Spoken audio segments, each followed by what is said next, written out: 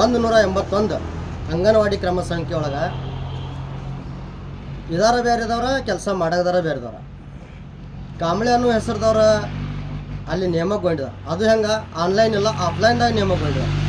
ಇದೊಂದು ದುಡ್ಡು ತೊಗೊಂಡ ಭ್ರಷ್ಟಾಚಾರ ಮಾಡಿ ಇಂಥ ಒಂದು ಆರ್ಡರ್ ಕೊಟ್ಟದಂತ ನಮ್ಮ ಗಮನಕ್ಕೆ ಐತಿದ. ಅದನ್ನು ಪರಿಶೀಲನೆ ಮಾಡಿದ ನಂತರ ನಮಗೆಲ್ಲ ಗೊತ್ತಾಯ್ತು, ನಿಮಗೂ ಗೊತ್ತಾಯ್ತದ. ಆದರೆ ಈಗ 181 ಕ್ರಮ ಸಂಖ್ಯೆ ಅಂಗನವಾಡಿದೊಳಗೆ ಅಲ್ಲಿರ್ತಕ್ಕಂಥ ಅಧಿಕಾರಿಗಳು ಅಂದರೆ ಅಲ್ಲಿರ್ತಕ್ಕಂಥ ಸಿಬ್ಬಂದಿಗಳ ಹೆಸರಲ್ಲಿ ಅವ್ರ ತಾಯಿ ಬಂದಲ್ಲಿ ಕೆಲಸ ಮಾಡೋದವು. ಇದು ಭಾಳ ದೊಡ್ಡ ಮೋಸ ಐತಿ. ಇದು ಸುಮಾರು 1 ತಿಂಗಳಲ್ಲ, 2 ತಿಂಗಳಲ್ಲ, 3 ತಿಂಗಳಾಯ್ತು ನಡೆಯುತ್ತದ. ಇಷ್ಟು ಅಲ್ದ ಇದು ಫೋರ್ಜರಿ ಸಹಿ ಮಾಡಿದ ಒಂದು ಪ್ರಕರಣ ನಮ್ಗೆ ಕಂಡು ಬಂದೈತಿ.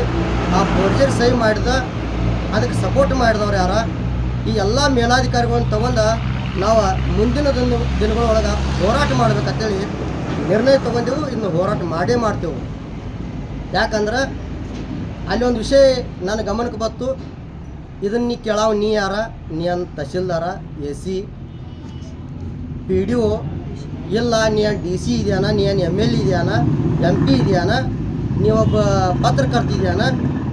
ಇಷ್ಟೆಲ್ಲ ವಿಷಯಗಳು ನನಗೆ ಮಾತಾಡೋದಾರು. ಅದಕ್ಕೆ ನಾ ಯಾರು ಇದೆಯಾನ ಅನ್ನೋದ ಮತ್ತು ಅಲ್ಲಿ ನಡೆದಂಥ ಪ್ರಕರಣ ಏನೈತೆ ಅನ್ನೋದ ಎಲ್ಲ ಸಂಪೂರ್ಣ ಬಳಕೆಗೆ ತರ್ತೇನೆ ಅಂತ ಹೇಳಿ ಮುಂದಿನ ದಿನಗಳೊಳಗೆ ಹೋರಾಟಕ್ಕೆ ನಾ ಸಿದ್ಧಿದ್ದೇನು. ನೀವು ಬಂದು ಭಾಗಿಯಾಗ್ರಿ.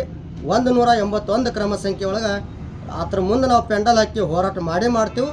ಅದು ಯಾವ ನೀತಿ ಸತ್ಯಾಸತ್ಯತೆಯನ್ನು ಹೊರಗೆ ತೆಗಿತೇವೆ.